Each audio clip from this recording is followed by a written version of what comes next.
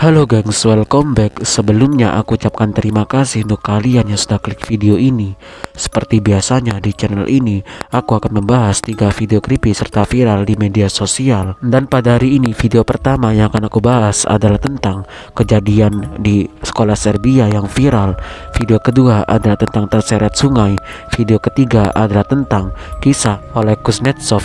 Ya udah, daripada kalian penasaran, kita nggak usah lama-lama, langsung saja kita mulai ke dalam pembahasan videonya berikut ini. Jadi gengs, di pembahasan pertama kita diperlihatkan dengan sebuah tragedi yang viral baru-baru ini yang terjadi di sekolah Serbia. Bagaimanakah kronologinya? Berikut akan aku bacakan artikel dari berita tersebut. Seorang remaja laki-laki melakukan aksi penembakan di sebuah sekolah yang berlokasi di ibu kota Serbia, Beograd. Penembakan di Vladislav Ribnikar Elementary School terjadi pada Rabu 3 Mei 2023 pagi waktu setempat. Tepat setelah pelajaran dimulai, 8 anak dan seorang penjaga keamanan serta beberapa lainnya luka parah dilaporkan oleh CNN pada hari Kamis tanggal 4 bulan 5. Adapun korban meliputi 7 anak perempuan dan 1 anak laki-laki tewas bersama penjaga keamanan, kata Kepala Polisi Beograd, Veselin Milik dalam konferensi persnya. Seorang siswi berkewarganegaraan Prancis termasuk di antara mereka yang tewas pada Rabu, kata Kementerian Luar Negeri Prancis. Sisanya ada 6 anak lagi dan 1 guru yang dirawat di rumah sakit, kata Kementerian Dalam Negeri Serbia. Pelaku itu disebutkan sebagai siswa berusia 13 tahun yang bersekolah di Vladislav Ribnikar Elementary School. Ia diduga telah membuat sketsa penyerangan di atas kertas bekas yang kemudian diperlihatkan pihak berwenang pada konferensi pers. Dia sendiri yang menelepon polisi setelah penembakan, kata pihak berwenang. Penembakan ini merupakan peristiwa langka dan mungkin belum pernah terjadi sebelumnya di negara Serbia, sehingga mengejutkan masyarakat setempat dan sekitarnya. Bocah itu juga membawa pistol 9mm dan pistol kaliber kecil di dalam tas serta 4 bom molotov. Tersangka yang berusia 13 tahun itu dikabarnya ditempatkan di institusi psikiatri khusus, kata Presiden Serbia Aleksandar Vučić. Seraya menambahkan bahwa tersangka penembakan itu tidak menunjukkan penyesalan. Untuk penyelidikan lebih lanjut, darah pelaku diambil untuk analisis psikologi agar dapat menentukan jika dia di bawah pengaruh alkohol atau tidak. Jadi kurang lebih hanya seperti itu yang dapat aku sampaikan dari tragedi yang cukup memilukan yang terjadi di Serbia baru-baru ini tersebut yang viral di media sosial gengs. Jika kalian masih ingin mencari tahu informasi lebih update dan lebih detail tentang kasus ini, kalian bisa mencari sendiri informasinya di media internet yang lainnya. Sedangkan pembahasan kedua adalah tentang tragedi yang pernah viral antara tahun 2008 sampai 2009. Ini memang sebenarnya kejadian yang mungkin terjadi di Indonesia gengs, tapi tidak diketahui. Saya masih belum menemukan artikel dari kejadian tersebut. Jika kalian tahu, nanti bisa kalian tambahkan di kolom komentar.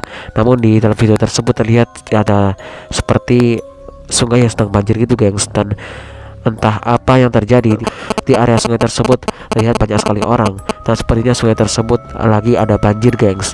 Sedangkan ada beberapa orang yang mencoba melewati sungai tersebut dan berhasil melakukannya, namun ada 3 orang yang tidak berhasil melewati sungai yang sedang banjir melanda tersebut, dan akhirnya 3 orang itu hanyut oleh sungai yang santer tersebut gengs. Tidak diketahui juga apakah 3 korban tadi selamat atau tidak setelah kejadian itu, tapi yang pasti kejadian tersebut dilihat oleh banyak orang yang ada dalam video. Sedangkan di bahasan ketiga adalah tentang kisah Kuznetsov.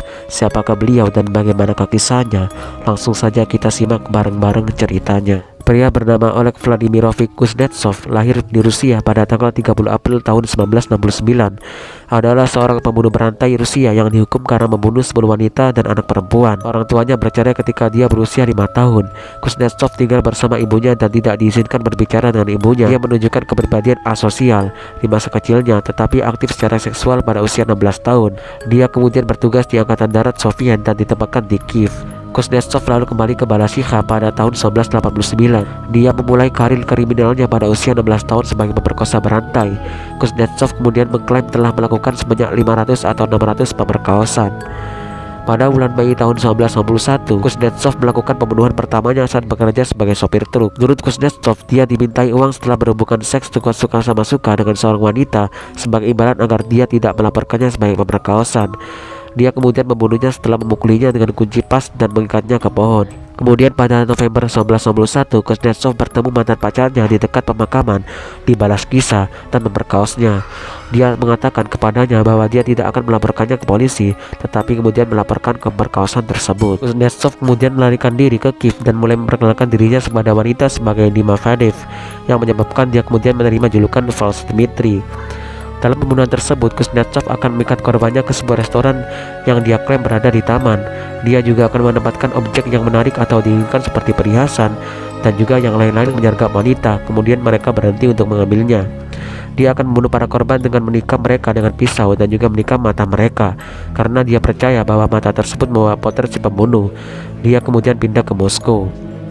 Penyelidik percaya bahwa tersangka mungkin berasal dari Balaskisa dan seorang pegawai bank mengidentifikasi Kuznetsov telah menyetor sejumlah besar uang di Balaskisa. Pengawasan dipasang di rumah orang tuanya dan tombol panik dipasang di apartemen mantan pacarnya yang menurut laporan telah dia hubungi. Kuznetsov pergi ke apartemen mantan pacarnya, tetapi pergi sebelum pihak berwenang dapat menangkapnya. Dia kemudian ditangkap di tram tanpa insiden.